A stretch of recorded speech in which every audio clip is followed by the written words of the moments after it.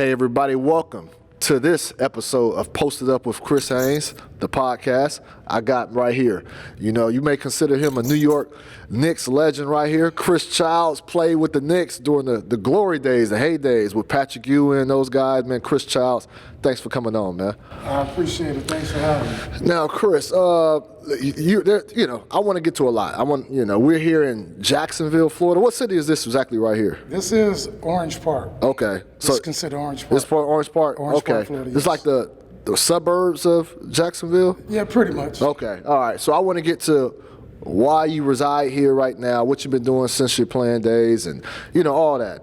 Obviously, something that struck the NBA world, the NBA community, by a complete surprise. January 26th, the tragic death of Kobe Bryant, his daughter Gigi, and 7 other victims in the helicopter crash. You have some history with Kobe. I want to get to that, but where were you on January 26th in the morning when you got word of what happened?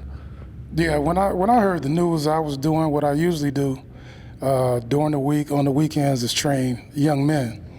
And I was on the court starting the training session, and I got a phone call. And the phone kept ringing.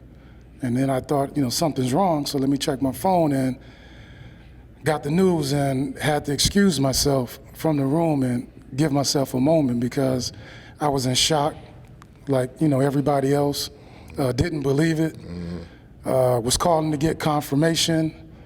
It was so many different stories, but once I saw footage, I knew it was real, and I needed a moment to gather myself because mentality-wise, Kobe's mentality was to continue going.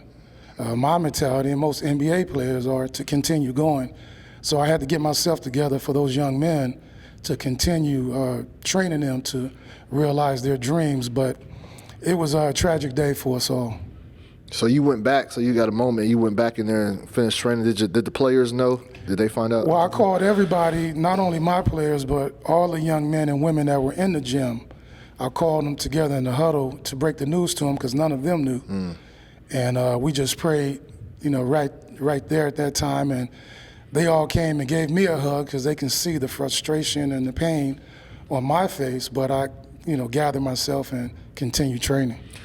Chris, I was, I'm 37 now, and one of the big sports moments of, I guess I would say, tragedy that I can remember growing up, the closest thing would be probably when Magic Johnson announced, he was, had the HIV virus, and at that time, that was like, we thought, I think I was like 11 or something like that, I can't remember, but, we thought, man, Magic's gonna die, right. And so that was like one of the toughest things to deal with, that you just remember where you were at when you heard that. We're a couple weeks removed from that, when that happened. What have you thought of the outpouring, or did you feel like, what you're seeing, did you think that it was going to be this deep? Because this has hit a lot of people really hard. Initially, I didn't have any thought because I was still processing what happened. I couldn't fully comprehend it. And seeing the videos, and I never really mourned until 2 days ago when I saw a picture of his high school jersey, and I was eating dinner and I broke down. And that was the first time I had a chance to mourn. But seeing the outpour of support, I wouldn't expect anything less from the NBA community, from the world itself, because he's such a global phenomenon. And he's doing so much for women's sports, women's basketball, women's rights, human rights. And I took it upon myself to try to do my part to continue that with teaching young men and women mentorship or whatever I can do to give back, because that was something that he was given, and I didn't know the depth of it until I started reading more about it, because we get caught up in our own stuff. Yeah. And that's what's wrong with, society now. We got to start thinking about others, and that's what he did. So, but I'm still processing it every day, because his child, his family, his other children, the other people on the plane, their children, we on the outside don't know what they're going through. And so we can't assume, but all we can do is just continue to pray. I do feel it's probably time to introduce your connection with Kobe that, people still talk about to this day. And, I found it fascinating. There were a lot of Kobe fans who are about 24, 25. I was talking to somebody, and they didn't really know all of Kobe's, history, things he went through when he was younger, the Colorado incident. They didn't have any clue until it started getting brought up after his death. So I know a lot of people probably don't know about what happened. It's almost 20 years ago. It's almost 20 years, couple months. You and Kobe got into a fight. Do you feel like you were able to make peace? We never really had a friendship off the court. It was a working relationship. So after the incident happened, we did see each other and nod, and I think he respected me. Okay. I don't think there was any ill will, he held any grudges, because I sure didn't. I respected him as a competitor, as a player, as a professional, and I'm gonna continue to do that. When you look at how I'll say this, Gayle King, and I don't know if you've seen, she's been in the news a lot for the way she's handled the interview with Lisa Leslie, and people bringing up the Colorado incident. And I say this, look, man, I understand why I as a man I have to be sensitive to everybody involved who gets triggered by certain things, but I just keep leaning to what you said earlier. Somebody lost their husband, somebody lost their father. There was other victims on that plane who lost their lives. And so for that situation alone, I think respect and mourning is still, it's still something that we still need to go through and give it time. And before we start, jumping in, just like you said, before we start jumping, timing is all, it's perfect. Time is very critical in this situation.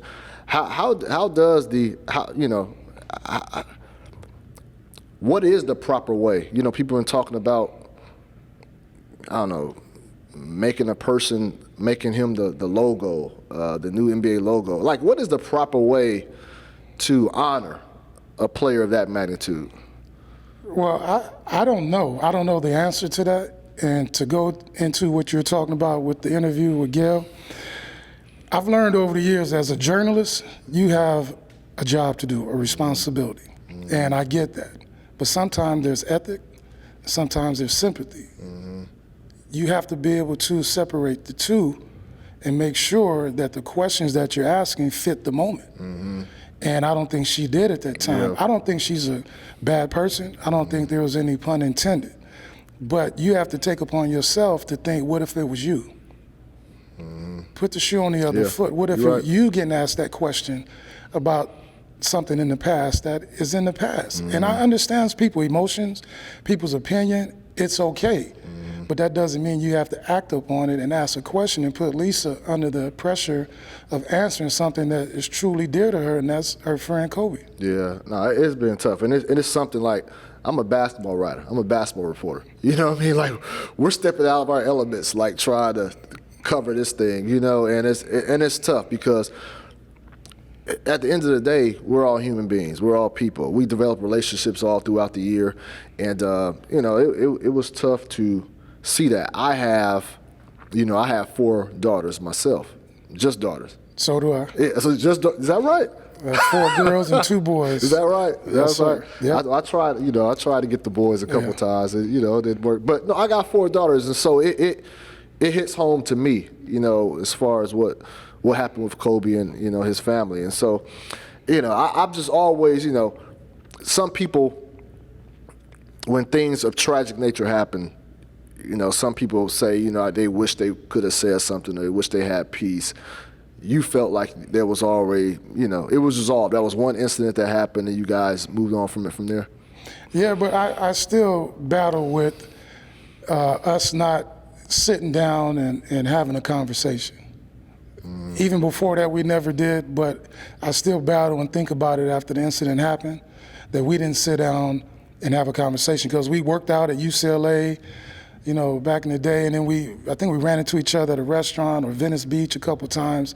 And me being older, I should have been more mature and pulled him to the side and say, listen, what happened. I respect you. Let's put water under the bridge And, you know, if we see each other, let's hang out. You know, I know that probably wasn't his style because, you know, he would like to stick to himself. But as a veteran player, I should have, you know, reached out to him. And I think, again, the way this situation played out, I think that's what a lot of people are doing is they're, you know, you seeing on social media people saying, hey, man, if we don't say anything else, you know, I love you. You know, just making sure, you know, 'cause I spoke with LeBron yesterday. You know, he was just talking about, you know, I was asking about the trade deadline at that point, and he was like, look, man, we got to worry about today. Like, I can't worry about the trade deadline, the buyout deadline.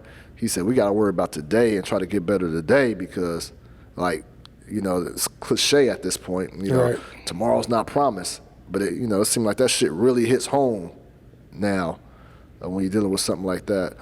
Right.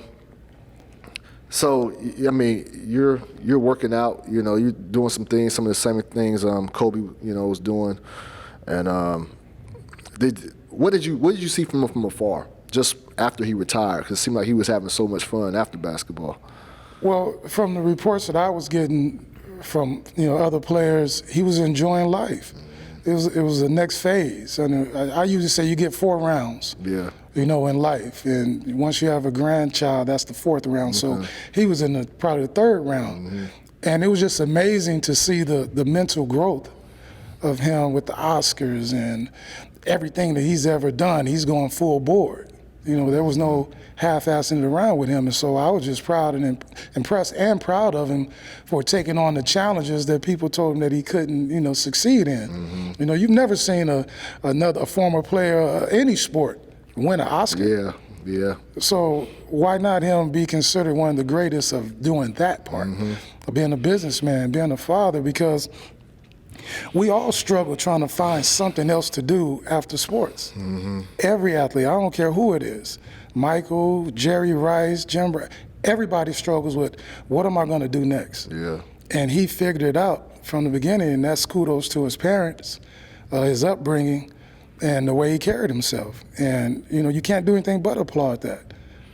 I was doing a little research before we came and met, and I understand why you didn't reach out. You said, you know, he wouldn't even eat, you know, he didn't either, but you said you should have as being an older person. But you came into the league, I believe you were at 27? 25. 25? 25. So you went through it took you a while, like you had to fight to get into the league. Every day. You know, every day. So then you were a New York Knicks too. You're around Charles Oakley and Patrick Ewing.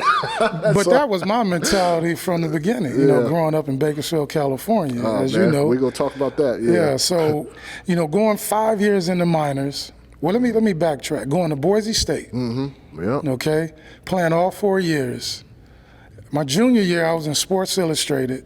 So everything is looking up. I'm supposed to be one of the first guards drafted out of the West, whether it was Tim Hardaway, it was Tim Hardaway and Gary Payton. He came out the following year, but I was playing against those guys and pretty much dominating.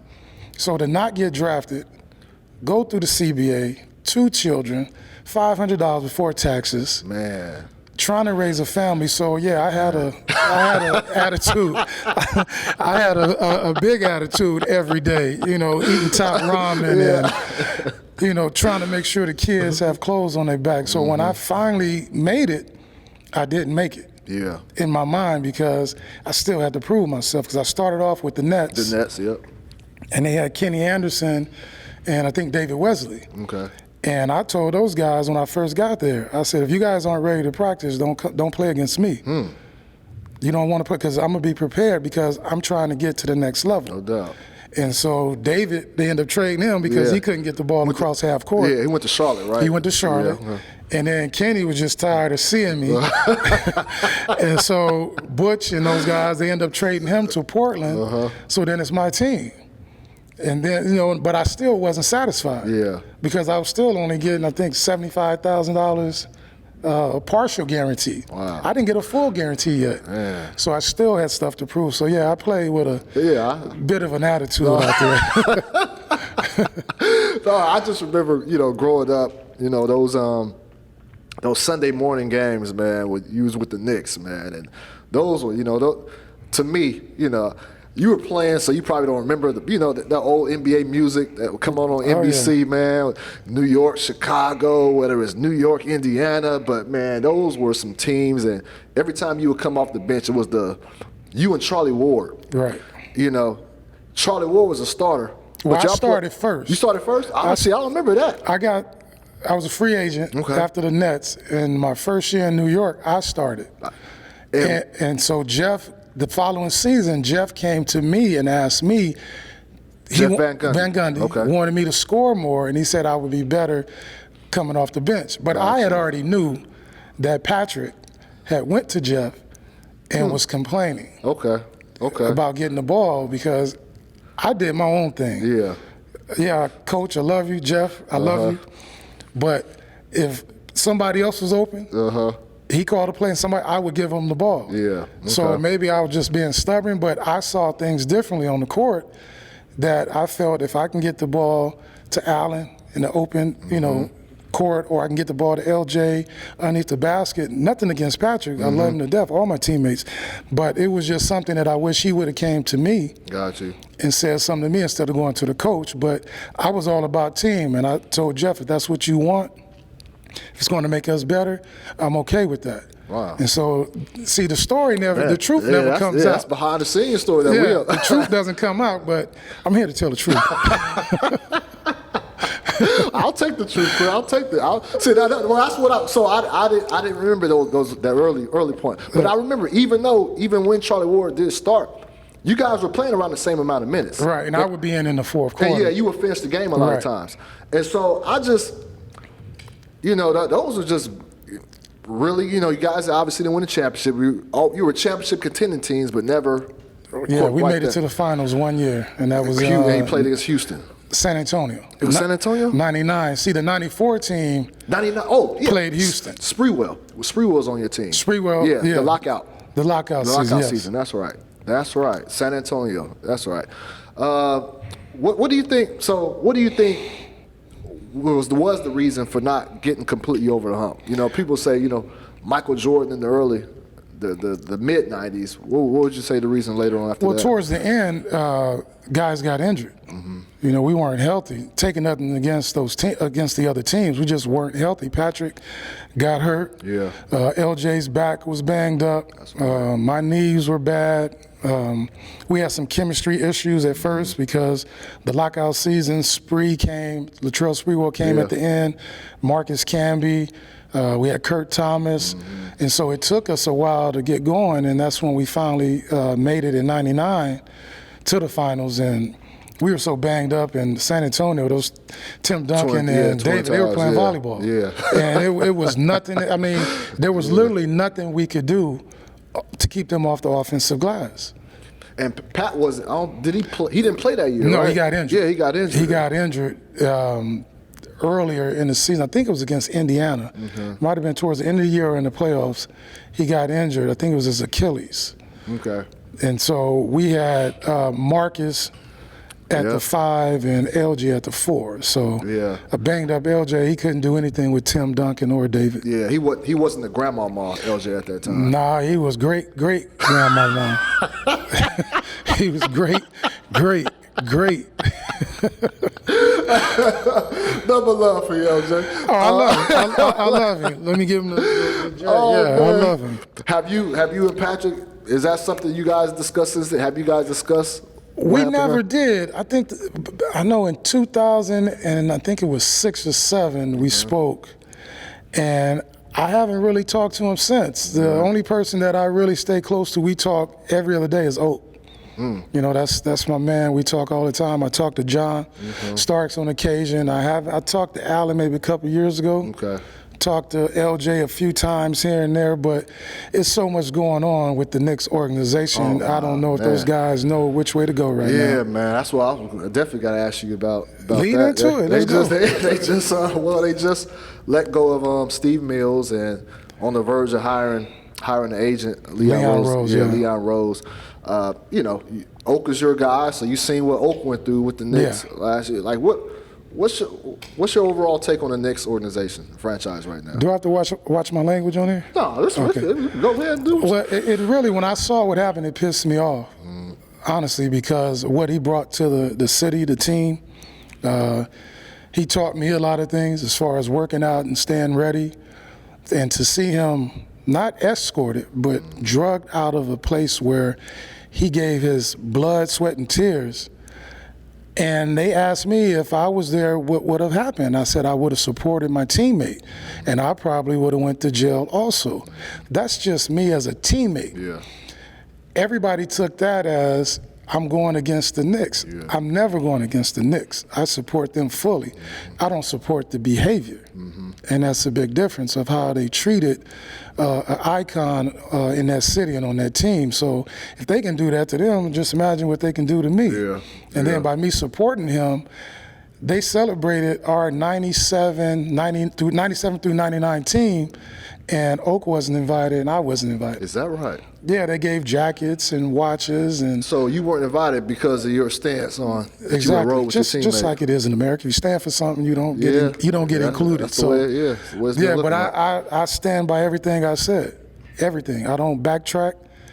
None of it, because he did so much not only for me, but for that team and the team I played for after that, Toronto. So I think he deserves more. I think it would be big if James Dolan just swallowed it and reached out to Oak.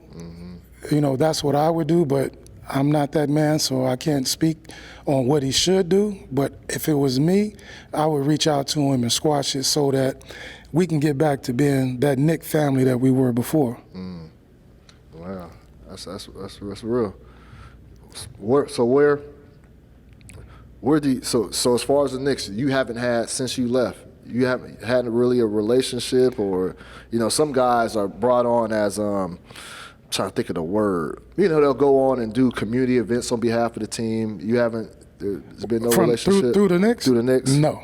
Like I said, I talked to some people in the organization. I'm not gonna say their name because I don't want them to get in trouble or get fired. But some of my old teammates, but mostly the fans. The fans send me shirts and you repping. Yeah, I represent things that they do within the community. They've asked me to come to games and go to hospitals and stuff, and I'll start doing that because I'm not going to neglect them. No doubt. Because of our differences with the Knicks. Like I said, I'm a Knick until I die. I just don't like the behavior right now. So what do you think is the reason why they haven't been able to get on track from a basketball standpoint? There's no identity. I don't know from game to game what type of ball they're going to play. Is it going to be defense? Is it going to be offense? Is it going to be both? Who's the leader? On the court, off the court? There's no identity. Until they find an identity, they're going to continue to struggle. If you watch all the other NBA teams that are successful, you can pinpoint what they're going to do from the start of the game to the end, how they're going to play. With the Knicks, you have no idea. And so when teams come into the Garden, they're not worried about changing their game to whatever the Knicks are doing because they don't have an identity. And then they come in and the Knicks don't stand for anything where they're going to say, look, enough is enough. You're not going to come in here and put on a show. It's just like, okay, let's have fun and take our chances. It's like going to the fair and throwing a ball into the little bowls, and if it lands in one, we get a prize. Yeah. That's not how we play the game in New York. Is New York still, when you play, it's still special to play at Madison Square Garden. Absolutely. But it obviously doesn't have the same allure, and I think young guys, they don't remember when Madison Square and the Knicks were relevant and prominent and were tough to beat. And now in today's time, does market size or the market, does that really matter, you think, to the young players, like it did before? Because in order to be publicized or to be properly and fully promoted, you had to be in the LA market, the New York market. Is it still the same now, or have times changed? I think it's changed because the dollar is so much. With the guys, you get a guy that's maybe the 8th or 10th man making $40 million. Yeah. So why would he care about the market? Yeah. He's already got the market. He can go create his own market. Back when I was playing, we were looking for an opportunity of, we had to wear suits. Yeah. So we were looking to the different suit companies, Dolce & Gabbana, different companies like that to get suits. Nowadays, these guys are looking to get movie deals and book writing deals, and but kudos to them if you're able to create that type of dynamic like LeBron and KD and all those guys going to Brooklyn, which I've never understood, but that's just the way the league is going. And my thing is to these young cats, make as much money as you can. Make as much money as you can, because you got to take care of your family, take care of your kids, and leave a legacy, but do something with that money. You know, don't just take it and live the high life, give something back, because we don't have enough of that from our black leaders, role models. We're too selfish right now. And if you're going to take anything from what happened to Kobe, take him giving back to young kids, because that's where it all starts. Yeah. Well, you definitely don't sound like one of the, you know, the old veterans who, you know, have an axe to grind with the players who are making, you know, that type of money right now. You know, it is because of you guys, your era grew the game. You know, that grew the game and got the popularity up to a place where now role players are making 20, 25 million a year. How do you feel about that? Because I know a lot of players, they feel like the NBA has forgotten about them to a certain extent. You have a take on that? Well, I think they have. They don't do enough for the retired players, and that's just the way it's been. What is done, Chris? Because we don't know. And well, this is the thing. They give you opportunities to come get involved by having seminars and things of that nature, and that's fine and dandy, but they don't reach out to you. You have to reach out to the player association and ask them, listen, I'm trying to get into this field or that field. But I think they should reach out more to the players themselves personally, because they have everybody's information, where they're living, their phone numbers, emails. So reach back out to those guys, because there's a lot of guys that are dealing with health issues, financial issues, mental issues, and that's in every sport. But with that being said, the older guys, the veterans, you can't get mad at where the game has grown and these players making the money that they're making. Support them, you know, encourage them, but encourage them the right way. Yeah, you're making all this money, but just give back to less fortunate people. Give back to the school systems. Give back to the teachers. There's a lot that can be done so that our youth can go forward, because our youth is going backwards. Whether it's YouTube, whether it's videos, whether it's walking around with your pants sagging. Yeah. I mean, it's just a lot of things that I think we turn a blind eye to, that if we open our eyes, we can contribute and help. And I think it speaks volumes coming from you, because you are working with the youth every single day. So I love it. You see that stuff. I love it. I mean, I see them every day from 5:30 to 6 at night. Man. I enjoy it. I got one of them out there. I see they looking. Yeah, they looking. They waiting to get at you. Yeah. Was that always something, even when you were playing, that you knew you were going to do post your career? Yeah, I knew that I was going to be involved in some aspect. Even when I was playing, signing autographs for kids, having them come down pregame and shooting, sitting on the bench. I think that's important, and I see a lot of guys doing that. You know, Steph Curry, and I seen a couple other guys. I remember Steph when his dad and I were in Toronto, and he used to stay after practice with my son, and they out there playing, and the other kids would come down. I see it sometimes, but I think it could be done a lot more to give back. Did you see the talent in Steph then, or was he too young? You saw it then? They were shooting threes left-handed at 9. That's crazy. So when I saw the work that Dale was putting in with Steph and Seth, and I didn't think they were going to be to the magnitude where they are now, but I knew this kid was going to be different.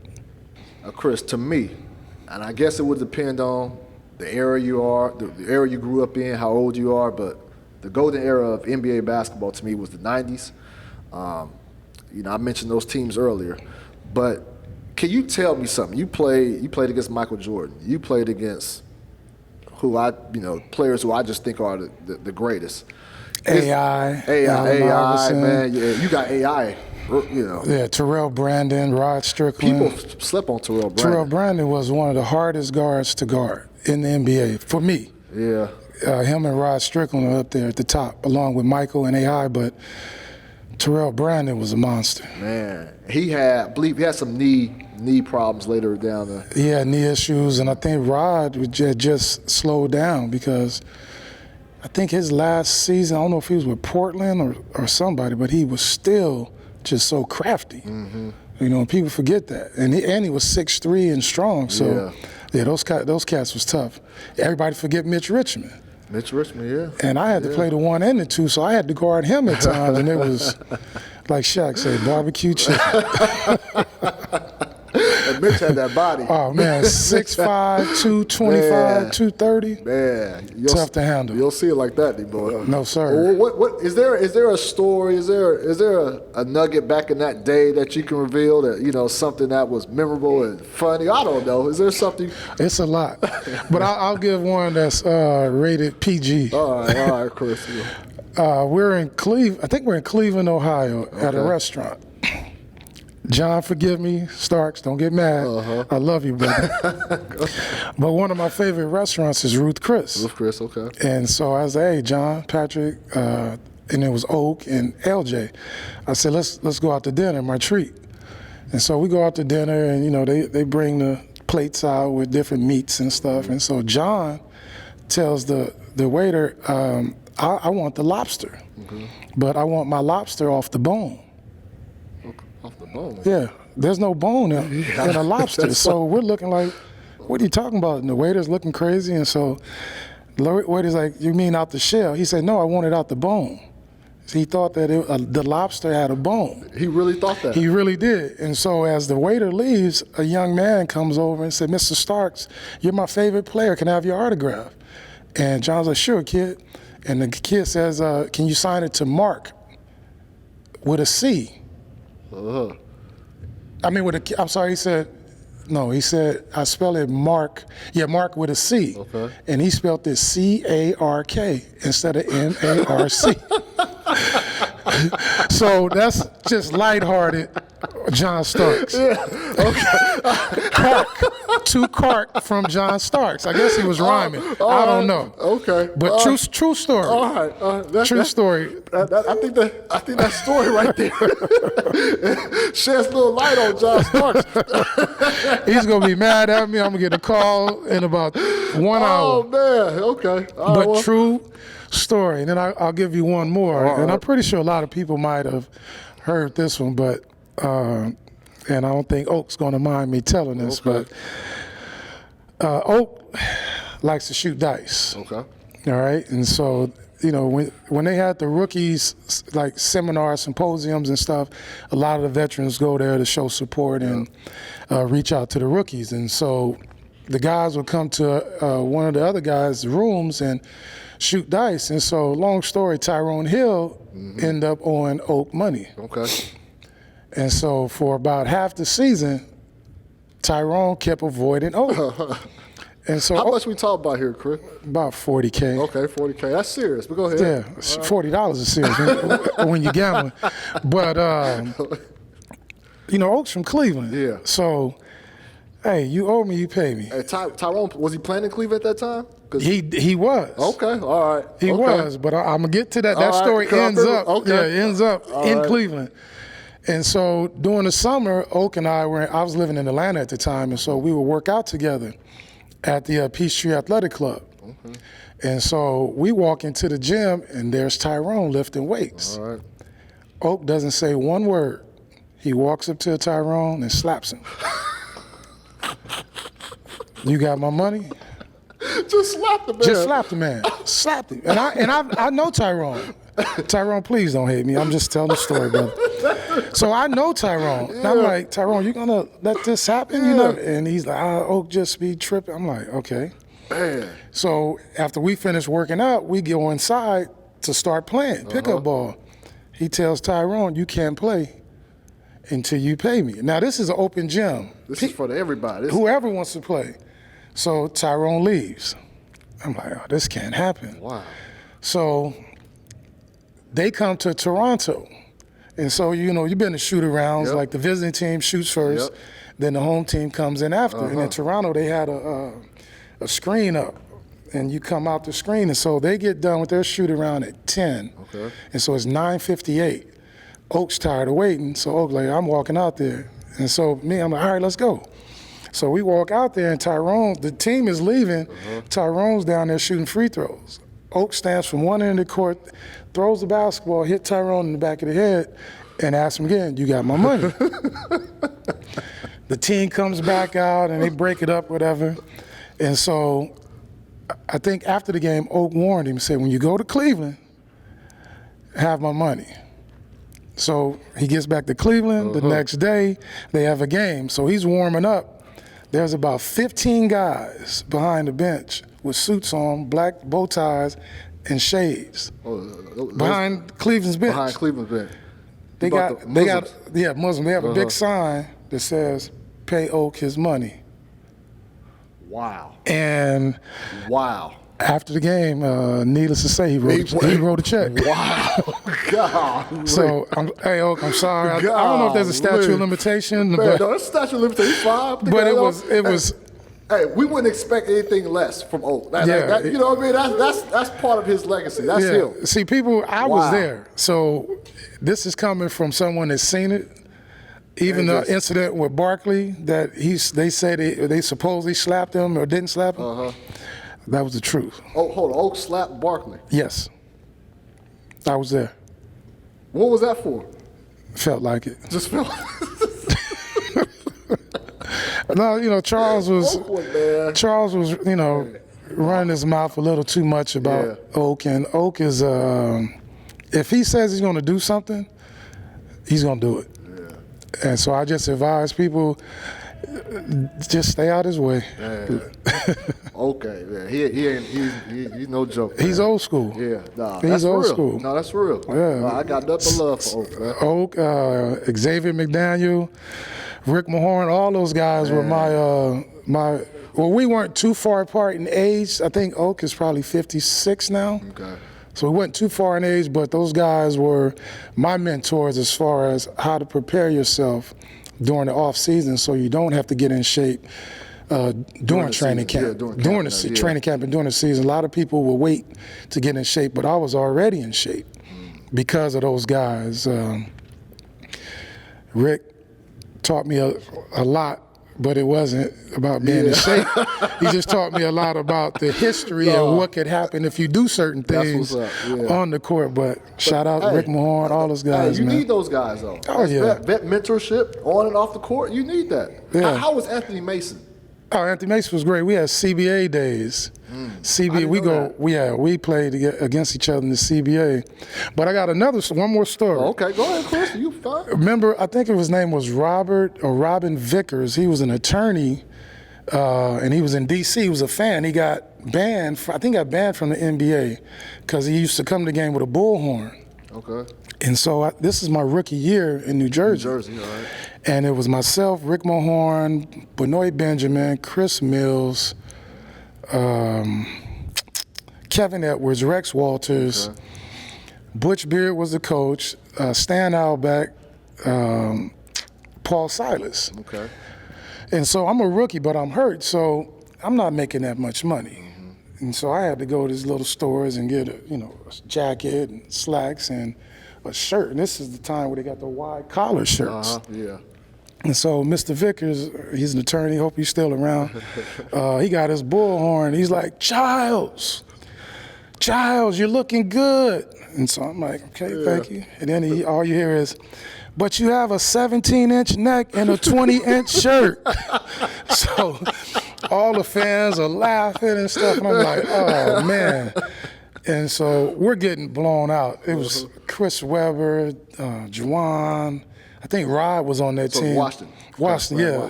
The Bullets at the time. It was the Bullets. And so he's like, you guys suck. You have no guts. The only one with any guts on the team is Paul Silas, because Paul won a title. The only one with any guts on the team is Paul Silas. So Paul's feeling comfortable. Yeah. And next thing you hear is, too bad he asked 2 of them. Talking about his stomach. So those are just some of the stories, man. Back then, it was unbelievable. He's the, I guess he's the original version of Clipper Darrell that the Clippers had. Oh, right yeah, now. Clipper Darrell is, he doesn't say things like that. No, he's mild. Yeah. This guy was vicious. They banned him from the NBA. I didn't know that. Yeah, David Stern, rest in peace, banned him because he had that bullhorn and he was letting people have it.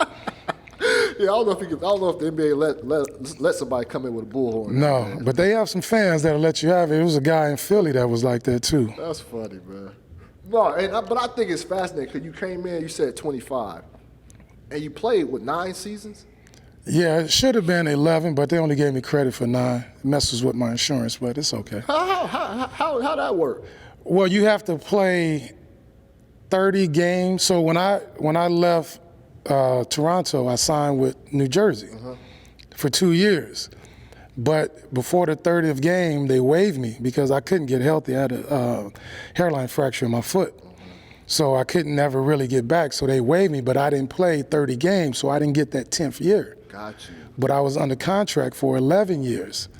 So the 2 years don't count on the total of 10 on my insurance. I just get the 9. So that's pretty significant right there. it is because your whole family gets the insurance for the duration of your life. So now you just pay a copay or whatever. So it goes by the actual years and not what you signed up for. You have to participate for 30 games to get that full 10th year. Okay. But we'll talk to the Player Association about that. Yeah, no, it's definitely need to. Like we talked about your upbringing a little bit, just how you came in, like just. You had to fight. You had to fight to get in the league. You had to fight to stay in. Now, I remember when I called you. I remember you were from the Central Valley of California. People don't know. San Joaquin Valley. Yeah, I remember back in the day, and I forgot you went to Boise State because my homeboy Aaron Haynes went to Boise State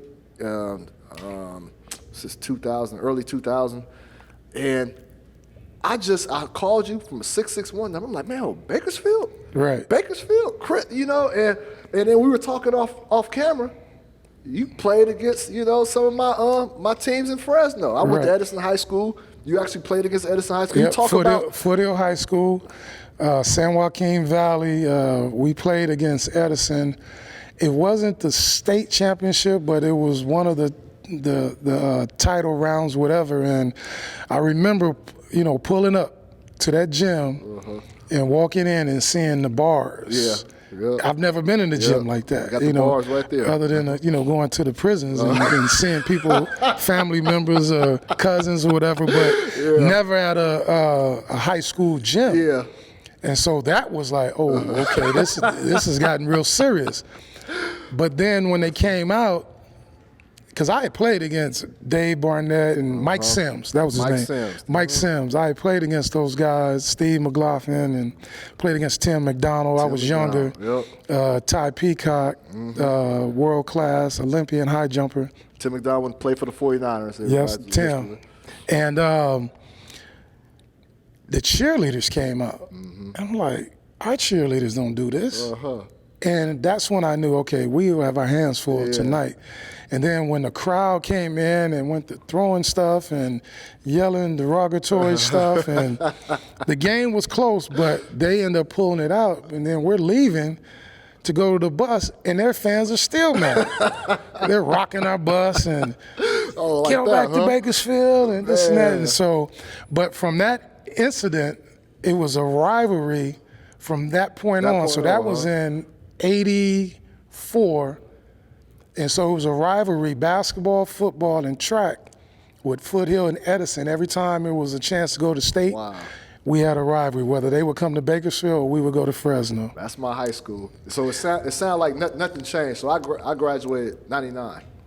So nothing changed. That was 84. That was 84, yeah. Nothing changed. That's the same. That's the same. Those high bars we got going up there.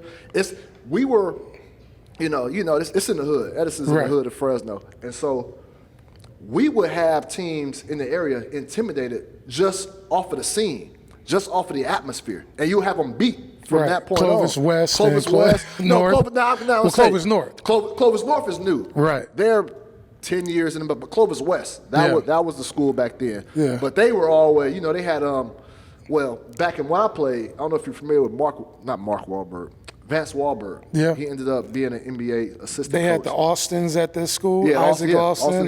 Yeah. So those were the team. That was our rival because that was on the other side, white side of town. Right.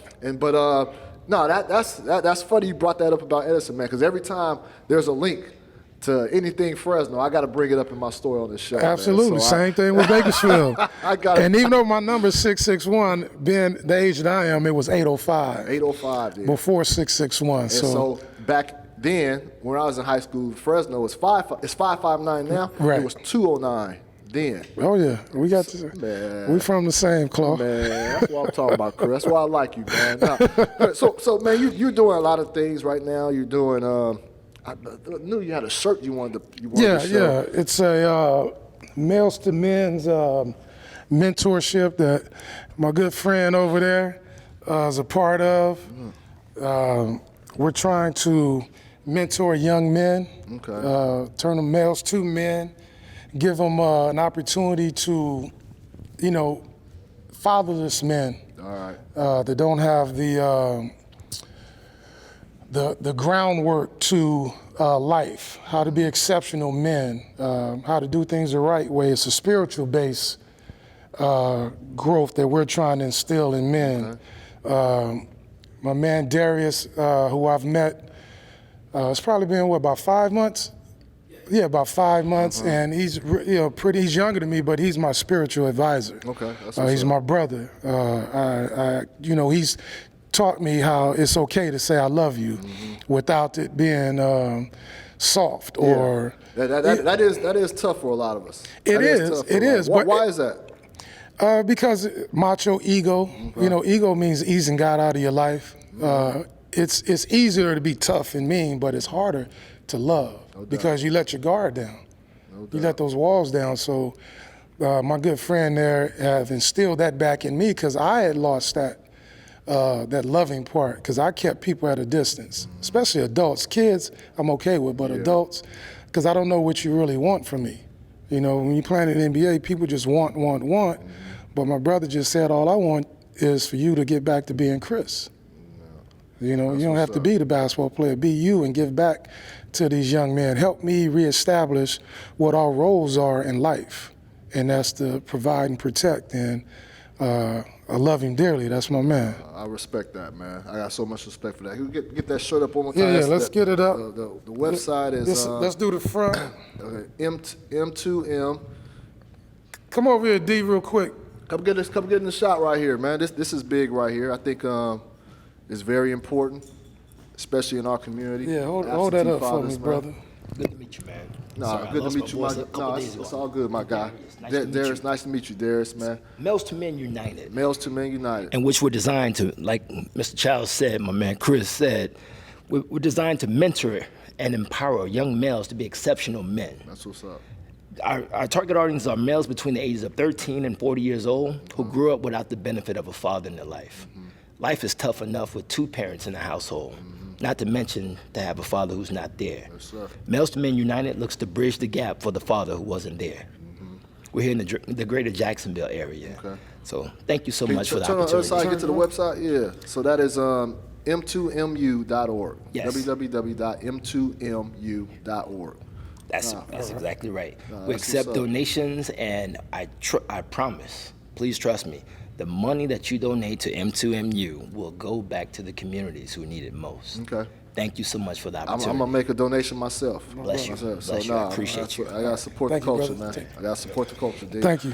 So before we wrap it up here, I think that's a very fitting ending because you're talking about love and we're talking about, you were saying just now, you got to, how we keep certain people at a distance, especially adults. And like I said, I really appreciate you coming on, talking and having this conversation, especially, what happened with Kobe Bryant and his family situation. But, any parting words you want to say? It's basically just let's get back to who we are, get to know who you are, because if you don't, you can't give to others because it goes on deaf ears. And just continuous prayers for the Bryant family And if you have children, loved ones, family, just continue to let them know that you love them, because mend all the grudges right now, because you don't want, to have a family member or a child that you're beefing with or you're not talking to. It's not worth it, because when they're gone, there's nothing you can do about it. So just continue to love one another and give back. And thank you guys for having me on, letting me share this message and what we're trying to do in this community and other communities. One more thing, Oak, Tyrone, John, y'all please forgive me. I love y'all, but I had to share that story. And, well, Chris, I don't think they coming to Jacksonville anytime soon. Well, man. Oak will, because we supposed to, we're going to New York for a cook-off. Okay. For this group right here. Well, you were. Yeah, no, I'm going to still go. He's all right. But we're going to have a cook-off in New York. I think it's going to be in August, coming soon, but I'll let you know. All right, man. Yeah, keep me posted on that, man. Oakland, he'll need to be slapping them. No, we're going to slap some food. That's what we're going to do. My man, I appreciate you, my guy. Anytime. Thank you. Chris Thanks for having me. Chris Childs, the Posted Up Pod.